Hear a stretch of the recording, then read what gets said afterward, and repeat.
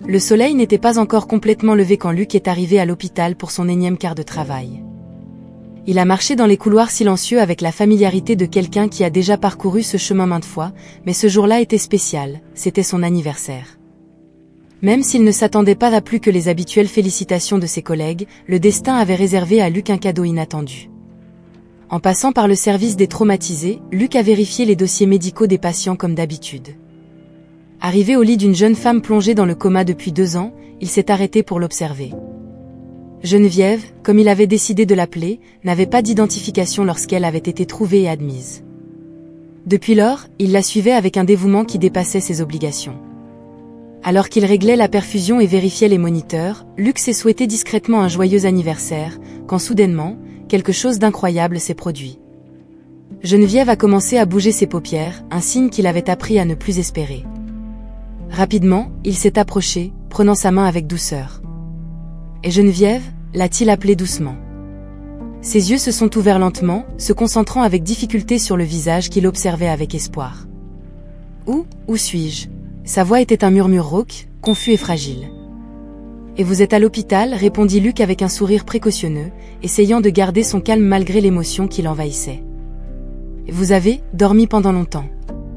Comment vous sentez-vous » ? « Je ne sais pas. Qui suis-je » Geneviève regarda autour d'elle, essayant d'assimiler son environnement. Luc a réfléchi un moment avant de répondre, choisissant ses mots avec soin. « Pour le moment, ce n'est pas important. Ce qui compte, c'est que vous êtes réveillé et en sécurité. Je suis Luc et je vais m'occuper de vous. » À ce moment-là, d'autres médecins et infirmiers se sont rassemblés autour du lit, émerveillés par le miracle qui se déroulait. Des examens ont été planifiés, des questions ont été posées, mais Geneviève semblait incapable d'y répondre. Luc est resté à ses côtés, s'assurant qu'elle ne se sentait pas seule dans ce nouveau monde effrayant. Au fur et à mesure que la journée avançait, la nouvelle du réveil miraculeux de Geneviève se répandait, et Luc ressentait un mélange de joie et de responsabilité. Il savait que son chemin vers la guérison serait long et plein de défis, mais il était déterminé à être là pour elle. Alors que les collègues venaient le féliciter pour son anniversaire, il souriait simplement, sachant que le vrai cadeau était d'avoir été témoin du réveil de Geneviève. Après le miracle de son réveil, Geneviève était maintenant confrontée au défi de reconstruire une vie dont elle n'avait aucun souvenir. Chaque jour à l'hôpital devenait une leçon, chaque petit pas vers la guérison, un jalon. Luc était toujours à ses côtés, sa présence une source constante de réconfort et de sécurité. Au cours des semaines suivantes, Geneviève a réappris à accomplir des tâches de base, parler clairement, marcher dans les couloirs de l'hôpital, et même lire.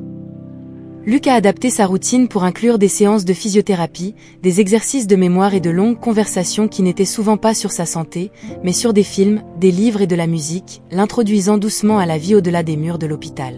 « Et tu aimes la musique classique ?» demanda Luc un après-midi, en réglant la radio sur une station diffusant un concerto de piano. « Je ne sais pas » répondit Geneviève, mais sourit lorsque la musique remplit la pièce.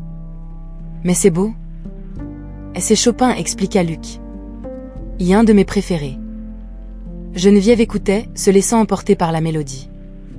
Ces moments, bien que simples, l'aidaient à se sentir moins perdue dans le monde qu'elle redécouvrait. À mesure que sa santé s'améliorait, la dynamique entre elle et Luc commença à changer. Plus seulement infirmiers et patientes, ils riaient ensemble, partageaient des histoires personnelles et discutaient de leurs rêves pour l'avenir. Lors d'un de ces moments, alors qu'ils partageaient un café dans le petit jardin de l'hôpital, Geneviève regarda Luc avec gratitude. « Et tu as été si gentil avec moi » dit-elle, sa voix empreinte d'émotion.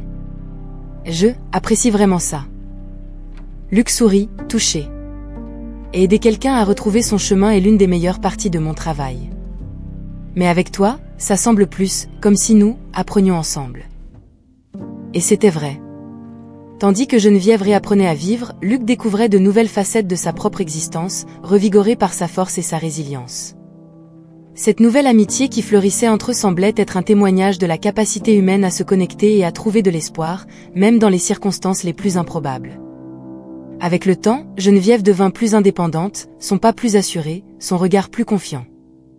Lorsqu'il fut temps de discuter de sa sortie de l'hôpital, elle ressentait un mélange d'excitation et de nervosité, sachant que chaque pas qu'elle faisait hors de cette institution l'emmenait vers une vie qu'elle devrait réimaginer et reconstruire.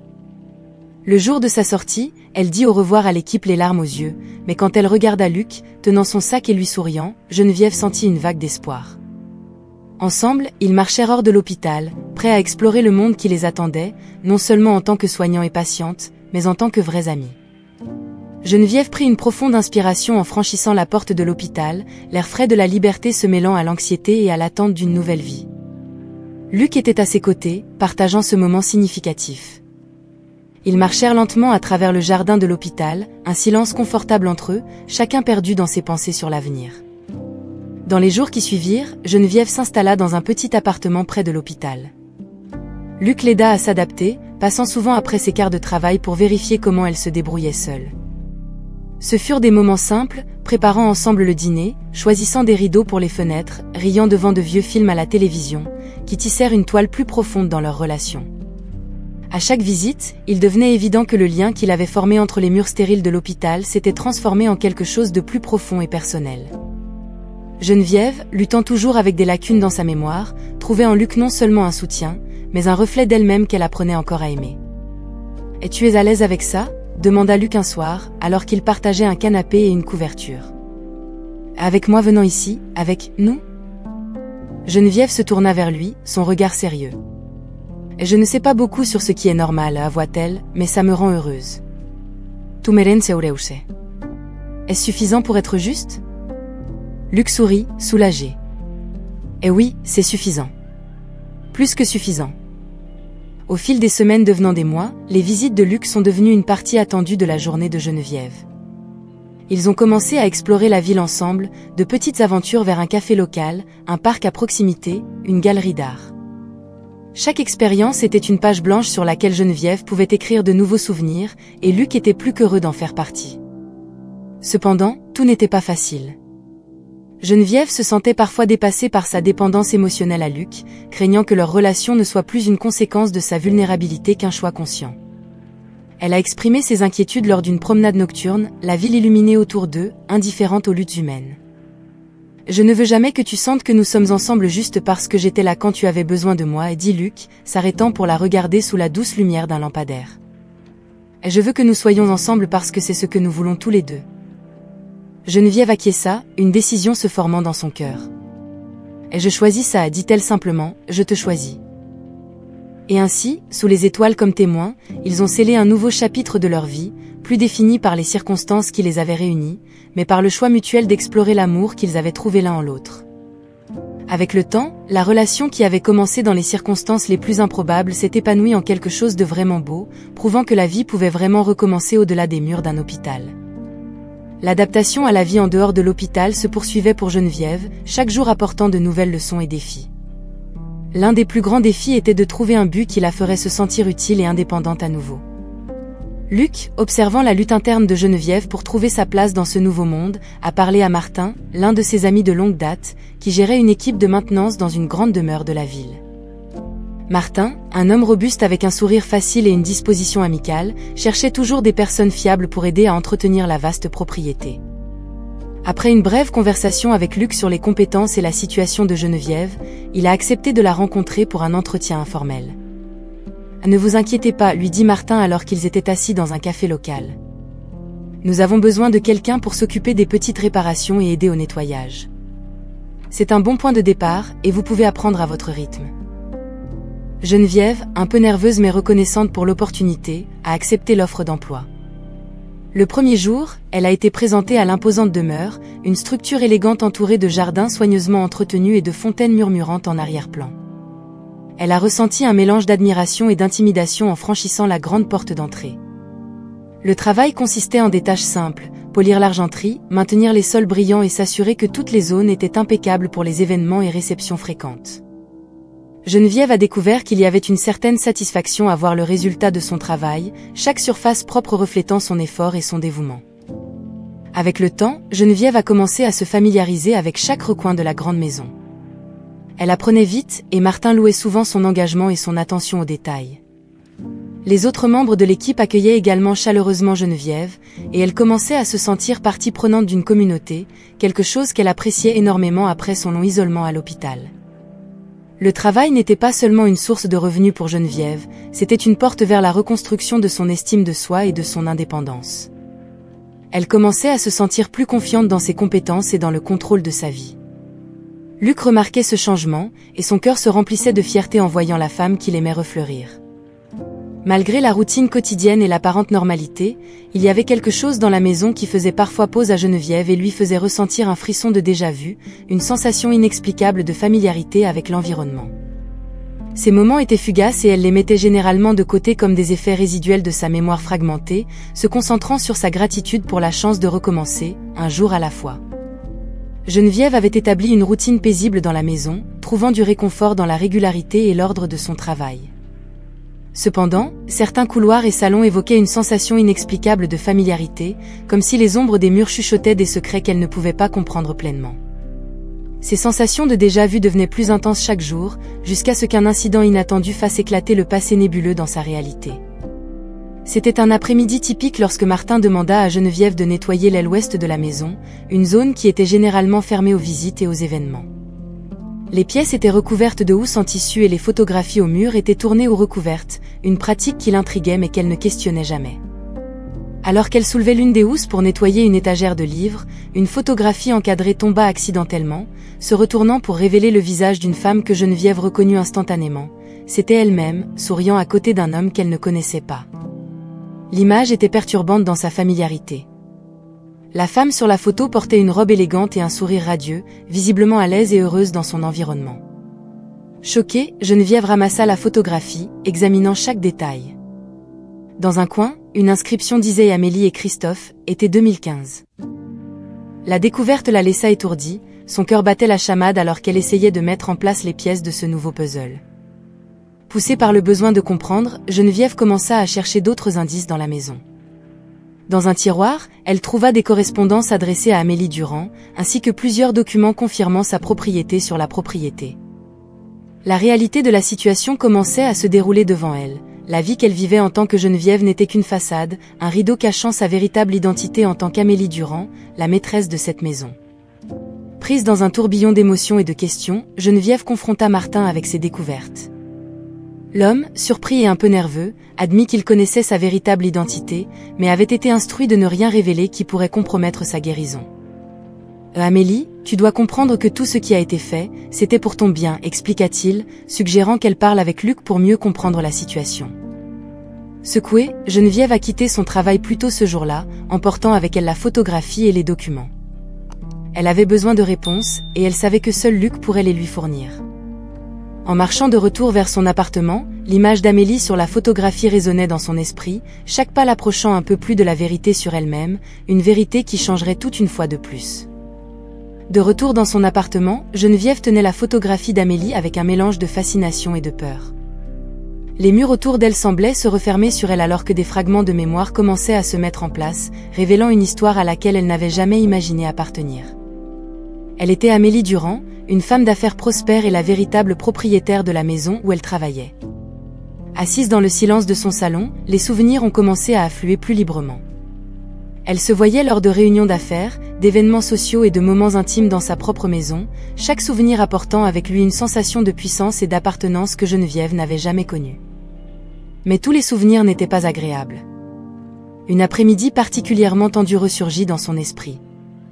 Amélie se souvenait d'être chez elle, attendant son mari Pierre, lorsqu'elle l'avait trouvé en train de s'enlacer chaleureusement avec Charlotte, son assistante personnelle, dans le bureau qu'ils partageaient. La trahison a été un coup dur, mais ce qui a suivi a été encore pire. Des conversations entendues en cachette ont révélé un plan sinistre. Pierre et Charlotte conspiraient non seulement pour la trahir, mais aussi pour lui enlever la vie, afin de s'approprier sa fortune et de se débarrasser du mariage que Pierre considérait comme un obstacle. Secouée par les révélations et par la clarté avec laquelle les souvenirs revenaient, Geneviève a réalisé qu'elle devait confronter Luc. Il en savait plus qu'il ne l'avait dit, et elle devait comprendre pourquoi sa vie avait été si radicalement bouleversée. Le lendemain, avec la photographie et les documents en main, elle est allée à l'hôpital retrouver Luc, qui a paru visiblement troublé de la voir si agitée. « Et Luc, je me souviens de tout » et a commencé Geneviève, sa voix tremblante. « Et je suis Amélie Durand. J'ai été trahie et presque assassinée par mon propre mari et sa maîtresse. Pourquoi ne m'as-tu jamais dit qui j'étais vraiment » Luc soupira, le poids de la situation le pressant. « Amélie, j'ai voulu te le dire plusieurs fois, avoua-t-il. Mais les médecins ont déconseillé.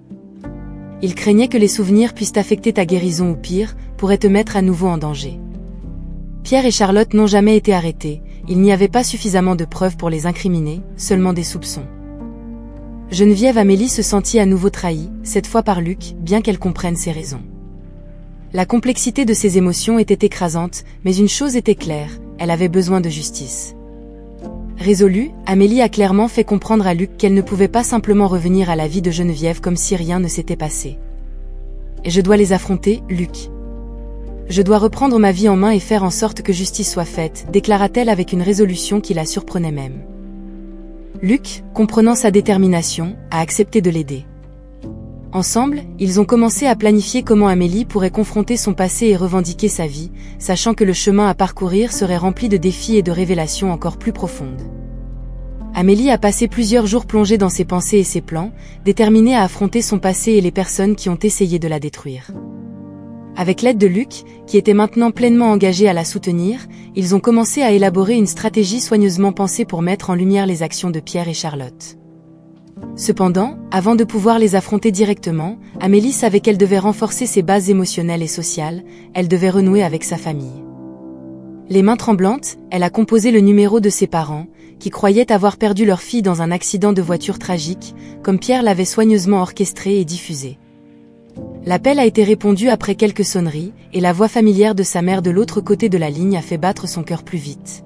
« Maman, c'est moi ?» Amélie a-t-elle commencé, hésitante. Il y a eu une pause de l'autre côté de la ligne, suivie d'un sanglot étouffé. « Et Emily ?»« C'est impossible » et a répondu sa mère, la voix empreinte de confusion et d'espoir. « Non, maman, c'est vrai. Je suis en vie. » Tout était un mensonge, a expliqué Amélie rapidement, les mots sortant en un flot alors qu'elle essayait de calmer et en même temps de confirmer son incroyable histoire. Les jours suivants ont été un tourbillon d'émotions et de retrouvailles. Amélie a visité la maison de ses parents, un endroit rempli de souvenirs d'une enfance heureuse et insouciante. Les retrouvailles étaient chargées de larmes, d'étreintes et de nombreuses questions. Ses parents, secoués mais immensément soulagés, l'ont écoutée attentivement alors qu'elle détaillait tout ce qu'elle avait découvert sur la conspiration de Pierre et sa lutte pour récupérer sa mémoire et sa vie. Renforcée par le soutien de sa famille, Amélie a tourné son attention vers l'affrontement imminent avec Pierre et Charlotte. Avec Luc à ses côtés, elle a élaboré un plan pour les exposer, décidant que la justice ne serait rendue que si elle reprenait le contrôle de sa vie et affrontait ceux qui l'avaient trahi. Luc, réalisant la complexité des implications légales et personnelles, a suggéré l'inclusion d'un avocat. Ensemble, ils ont consulté un spécialiste en droit pénal, qui a conseillé Amélie sur les meilleures pratiques légales à suivre. Ils ont rassemblé des preuves, organisé des documents et préparé un dossier solide à présenter aux autorités, veillant à ce que tout soit méticuleusement documenté pour l'affrontement juridique. Amélie a également passé du temps à réfléchir à sa relation avec Luc. Il avait été son port d'attache tout au long de son voyage de récupération et de redécouverte. Maintenant, alors qu'ils affrontaient ensemble les défis de la confrontation avec son passé, elle réalisait à quel point Luc était devenu essentiel à sa nouvelle vie. Ensemble, ils ne planifiaient pas seulement comment faire face à la trahison, mais aussi comment construire un avenir ensemble, indépendamment des ombres qui devaient encore être confrontées. Chaque pas d'Amélie vers la confrontation était un pas vers la liberté, non seulement de la manipulation de Pierre, mais aussi des limitations que son amnésie avait imposées à son existence. Avec Luc, ses parents et maintenant un avocat à ses côtés, elle se sentait de plus en plus prête à affronter à nouveau le monde, non plus en tant que victime, mais en tant que survivante prête à reprendre sa vie. Amélie savait que son prochain mouvement devait être calculé avec précision et astuce. Avec Pierre et Charlotte en vacances à l'étranger, elle y voyait une opportunité parfaite pour tendre un piège qui scellerait le destin du couple traître. Martin, qui se révélait désormais un allié indispensable, l'avait aidé à orchestrer le plan avec Luc et l'avocat en droit pénal qu'ils avaient engagé. Tout d'abord, Amélie s'est assurée que tous les aspects juridiques étaient couverts. L'avocat avait préparé une série de documents et de preuves mettant en lumière la conspiration contre Amélie, y compris des éléments financiers et des témoignages qui avaient été méticuleusement recueillis depuis que sa mémoire avait commencé à revenir. Ils avaient prévu de remettre ce dossier aux autorités au moment précis de leur retour. Pendant que Pierre et Charlotte profitaient de leurs vacances, Amélie travaillait sans relâche pour reprendre sa place dans l'entreprise qu'elle avait fondée. Avec le soutien de ses parents et d'anciens collègues choqués et soulagés d'apprendre qu'elle était en vie, Amélie a commencé à reconstruire sa vie professionnelle. Elle assistait à des réunions, examinait des contrats et reprenait contact avec des partenaires commerciaux, nombreux à exprimer leur soutien et leur solidarité. Le piège pour Pierre et Charlotte avait été soigneusement préparé pour coïncider avec leur retour de vacances. Avec l'aide de Martin, qui avait des contacts à l'aéroport, ils avaient obtenu la coopération de la police. Dès que le couple débarquerait, ils seraient accueillis par des officiers qui les emmèneraient immédiatement pour un interrogatoire, munis du dossier préparé par Amélie et son avocat. Amélie ressentait un mélange d'anticipation et de nervosité à l'approche du jour J. Elle savait que affronter Pierre et Charlotte serait émotionnellement difficile, mais aussi une étape nécessaire pour clore ce chapitre douloureux de sa vie. Luc était à ses côtés, un pilier de soutien et de calme, lui assurant que tout se passerait comme prévu. Le jour du retour de Pierre et Charlotte, Amélie était tendue, mais prête. Elle et Luc étaient arrivés à l'aéroport accompagnés de l'avocat, observant de loin pendant que la police se positionnait discrètement. Lorsque le couple est apparu dans le hall d'arrivée, riant insouciants de leurs vacances, ils n'avaient aucune idée de ce qui les attendait. Les agents ont agi rapidement et efficacement, abordant Pierre et Charlotte avant qu'ils ne puissent traverser la foule. L'expression de surprise et de peur sur leur visage lorsqu'ils ont été informés des accusations était une vision qu'Amélie n'oublierait jamais. Alors qu'ils étaient emmenés menottés, Amélie a ressenti un soulagement et une satisfaction, sachant que la justice était enfin rendue. Avec Pierre et Charlotte sous garde, Amélie a senti comme un poids énorme se soulever de ses épaules. Elle était libre de continuer à reconstruire sa vie, maintenant non seulement en tant que survivante, mais aussi en tant que triomphante rédemptrice de son propre destin. L'arrestation de Pierre et Charlotte à l'aéroport marquait le début d'une nouvelle ère pour Amélie.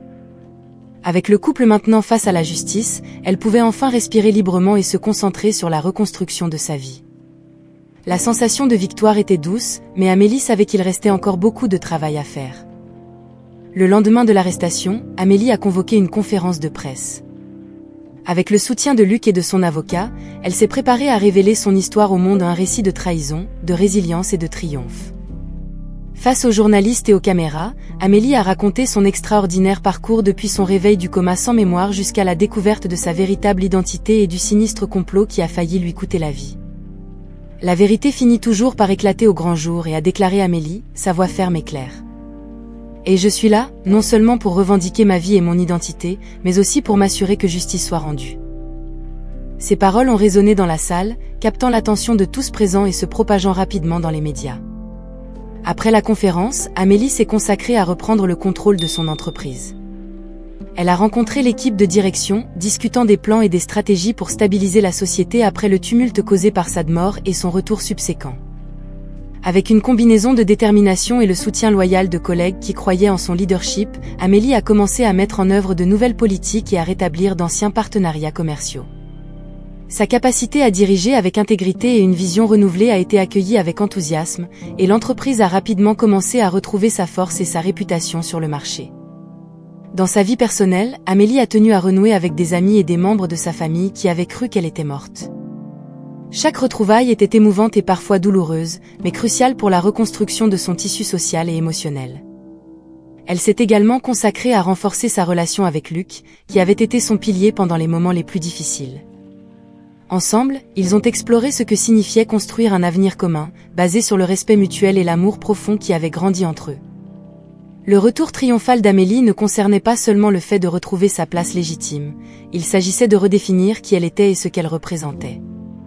Chaque décision prise, chaque pas en avant, était un témoignage de sa force et de sa détermination à affronter les adversités et à émerger non seulement indemne, mais plus forte. Alors que l'histoire d'Amélie devenait publique, elle inspirait d'autres personnes à affronter leurs propres batailles et à lutter pour la justice. Amélie Durand n'était pas seulement une survivante, mais un symbole de courage et de résilience, une femme qui, contre toute attente, avait repris le contrôle de sa vie et émergé comme une leader influente et inspirante. Au milieu de la reconquête de sa vie et de sa carrière, Amélie a reçu une nouvelle surprenante qui changerait à nouveau son monde, elle était enceinte. Le choc initial a fait place à la joie et à la peur, un mélange d'émotions qu'elle a partagé avec Luc lors d'une matinée paisible à la maison. Luc, dont le soutien avait été inébranlable, l'a enlacée, promettant qu'ils seraient ensemble dans ce nouveau voyage. Alors qu'elle assimilait la réalité de devenir mère, Amélie faisait également face à une décision complexe et émotionnelle concernant le fils de Pierre et Charlotte. Le couple, désormais confronté à des poursuites judiciaires sérieuses, avait un garçon de 3 ans qui se retrouvait soudain au milieu d'une tempête. Avec la situation des parents de l'enfant encore en suspens et l'enfant ayant besoin d'un environnement stable, Amélie a pris la décision décisive et compatissante de prendre soin du garçon. Ce choix n'a pas été simple. Cela demandait un grand cœur et la volonté de regarder au-delà du passé douloureux que Pierre et Charlotte lui avaient infligé. Avec Luc à ses côtés, Amélie s'est tournée vers les autorités compétentes pour obtenir la garde temporaire du garçon. Elle voulait lui offrir l'amour et la sécurité qu'un enfant mérite, malgré les actes de ses parents. Intégrer le garçon dans sa nouvelle vie a apporté son lot de défis et de joie. C'était un enfant curieux et affectueux, qui s'était rapidement attaché à Amélie et Luc. Ensemble, ils formaient une famille atypique, mais pleine d'amour et de promesses pour l'avenir. Amélie ne se considérait pas seulement comme une mère pour le garçon, mais aussi comme quelqu'un qui reconstruisait sa vision de la famille et du foyer. Ce nouvel objectif et cette responsabilité renforcèrent encore le lien entre Amélie et Luc. Ils passaient leur journée à s'adapter à la vie avec un enfant, préparant la chambre du bébé à venir et discutant des valeurs à transmettre à leurs enfants. La grossesse et la garde du garçon n'étaient pas seulement des ajouts à la vie d'Amélie, elles étaient aussi rédemptrices, lui offrant l'opportunité de créer quelque chose de beau à partir des ruines du passé. Amélie trouvait du bonheur dans les petites choses, lire des histoires au garçon avant de dormir, le voir jouer au parc, ou simplement l'observer dormir paisiblement. Chaque moment était un rappel des innombrables possibilités que la vie offre, même après tant d'adversité. Avec le ventre d'Amélie qui s'arrondissait, sa détermination à rendre le monde meilleur pour ses enfants grandissait également. Elle s'impliquait dans des œuvres caritatives et des initiatives communautaires, déterminée à redonner à la communauté qui l'avait soutenue dans le besoin. Luc était toujours à ses côtés, son amour et son soutien étant le pilier sur lequel Amélie bâtissait sa nouvelle vie. En fin de compte, la décision d'Amélie de prendre soin du fils de Pierre et Charlotte n'était pas seulement à propos du garçon ou du bébé à venir, elle s'agissait de redéfinir ce qu'est une famille. À travers l'amour et l'acceptation, elle plantait de nouvelles racines, cultivant un jardin là où il y avait eu autrefois la désolation, s'assurant que le legs de sa vie soit celui de l'espoir, de la résilience et du renouveau. Avec l'arrivée du petit Arthur, le fils de Pierre et Charlotte, la maison d'Amélie et de Luc s'emplit d'une nouvelle vie et d'une joie qui résonnait dans chaque coin. L'adaptation à la vie de parents adoptifs apportait son lot de défis, mais aussi un immense sentiment d'accomplissement. Amélie, déjà profondément engagée dans la grossesse, trouvait dans le sourire et les rires d'Arthur une source continue d'inspiration et de bonheur. Le garçon, avec ses cheveux blonds et ses yeux curieux, avait un don pour apporter de la lumière dans les jours les plus sombres. Chaque matin, Amélie et Luc se relayaient pour préparer le petit déjeuner et jouer avec Arthur avant de commencer la journée. Ces moments matinaux étaient devenus un rituel sacré pour la famille, renforçant les liens qui les unissaient. Luc, en particulier, endossait le rôle de père avec une dévotion fervente. Il passait des heures à construire des circuits de voitures en jouets et à raconter des histoires inventées qui captivaient Arthur, lui donnant envie de vivre la prochaine aventure de papa. Amélie observait ces instants avec un cœur rempli d'amour et de gratitude, émerveillée par la manière dont Luc s'était si facilement adapté à la paternité. En attendant, Amélie tenait à intégrer des enseignements précieux dans le quotidien du garçon, tels que l'importance de la gentillesse, de la patience et de la curiosité. Elle organisait des activités éducatives qui amusaient non seulement Arthur, mais aussi stimulaient son développement intellectuel et émotionnel. Ensemble, ils explorèrent des livres de coloriage, des séances de musique où ils dansaient dans le salon, et des promenades au parc pour apprendre sur la nature. La présence d'Arthur apportait également un nouveau regard sur la vie professionnelle d'Amélie. Elle devint plus vocale sur l'importance de l'équilibre entre travail et vie personnelle dans son entreprise, encourageant ses employés à prioriser leur famille. Ce nouvel accent améliora non seulement la culture d'entreprise, mais renforça également sa réputation de leader compatissant et humain. À mesure que la date prévue pour l'accouchement approchait, l'excitation à la maison montait. Amélie et Luc préparèrent la chambre du bébé ensemble, choisissant des couleurs douces et des meubles qui reflétaient la chaleur et la sécurité qu'ils voulaient offrir à leurs enfants. Les discussions sur l'avenir, sur l'éducation et les valeurs à transmettre, devinrent courantes, renforçant encore la relation du couple. Lorsque le jour de la naissance de leur fille arriva enfin, Amélie entra à la maternité avec Luc à ses côtés, tenant fermement sa main. La naissance fut un moment d'une profonde émotion et connexion pour tous les deux, un symbole de tout ce qu'ils avaient surmonté ensemble et un signe d'espoir pour l'avenir. En ramenant leur fille, Élodie, à la maison, Arthur était aussi ému qu'eux, assumant immédiatement le rôle de grand frère protecteur. Voir leurs 2 enfants ensemble, l'un arrivé par des circonstances inattendues et l'autre par un miracle biologique, confirma à Amélie et Luc que la famille n'est pas définie uniquement par les liens du sang, mais par l'amour qui les unit. La maison d'Amélie et Luc, désormais remplie de rires d'enfants et d'amour, était devenue un véritable foyer, un sanctuaire de nouveaux espoirs et rêves, où chaque membre trouvait confort et force. À travers Arthur et Élodie, ils apprirent que même les morceaux les plus brisés peuvent être rassemblés pour créer quelque chose de beau et d'entier, un héritage d'amour et de résilience pour les générations futures. Avec l'arrivée d'Élodie, la fille d'Amélie et de Luc, le sentiment de complétude enveloppait la famille d'une manière qu'Amélie n'avait jamais imaginé possible après les tumultes de son passé. La maison était souvent remplie de rires et de jeux, une cacophonie douce qui touchait directement le cœur d'Amélie.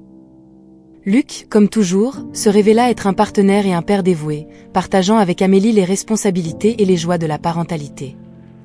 Ensemble, ils s'émerveillaient devant chaque nouveau développement d'Élodie, depuis son premier sourire jusqu'à ses premiers pas incertains. Arthur, quant à lui, prit avec enthousiasme son rôle de grand frère, montrant à sa petite sœur les jouets et lui enseignant les mots qu'il avait lui-même appris. Amélie, maintenant plus que jamais, ressentait une profonde gratitude pour la vie qu'elle avait réussi à reconstruire. Elle regardait ses enfants et voyait l'avenir, un avenir prometteur aussi brillant que les yeux curieux d'Élodie. Chaque jour qui passait, Amélie se sentait renforcée par son rôle de mère et de leader d'entreprise, une femme qui avait transformé ses épreuves en triomphe. Au-delà du cadre familial, Amélie continuait à diriger son entreprise avec une vision renouvelée, axée non seulement sur le succès financier, mais aussi sur le bien-être de ses employés. Elle a mis en place des programmes de soutien familial, des crèches sur le lieu de travail et des horaires flexibles, établissant ainsi un nouveau standard pour l'équilibre entre travail et vie personnelle dans son secteur. La communauté environnante a également bénéficié de la générosité d'Amélie. Elle a lancé plusieurs initiatives caritatives, axées sur le soutien aux femmes en situation de risque et aux familles confrontées à des défis similaires à ceux qu'elle avait surmontés. Ces actions n'ont pas été ignorées, et Amélie est devenue un symbole d'espoir et de force dans la communauté. Alors qu'Élodie grandissait, Amélie et Luc tenaient à lui inculquer ainsi qu'à Arthur des valeurs de compassion, de résilience et l'importance de rêver en grand. Ils passaient leur week-end à explorer la nature, à visiter des musées et à participer à des activités communautaires, soulignant toujours l'importance d'apprendre et de grandir ensemble en tant que famille. En regardant en arrière, sur les défis qu'elle avait affrontés, Amélie ne ressentait plus de ressentiment, mais une profonde appréciation pour chaque obstacle qui l'avait aidé à façonner sa vie actuelle. Elle savait que le chemin à venir pourrait encore présenter des difficultés, mais elle avait maintenant confiance que, avec Luc et ses enfants, elle pourrait affronter tout ce que l'avenir réservait. Le roman se termine avec Amélie tenant Élodie dans ses bras, aux côtés de Luc et Arthur, observant le coucher de soleil dans le jardin de sa maison. Un sentiment de paix et de contentement remplit l'air alors qu'ils contemplent ensemble l'horizon, prêts pour ce qui va venir, sûrs de l'amour qu'ils partagent et optimistes quant aux innombrables possibilités qui restent à venir. À chaque rire d'enfant, à chaque étreinte partagée, Amélie voit la promesse de jours remplis de joie et d'aventure, un avenir prometteur rempli d'amour et de bonheur.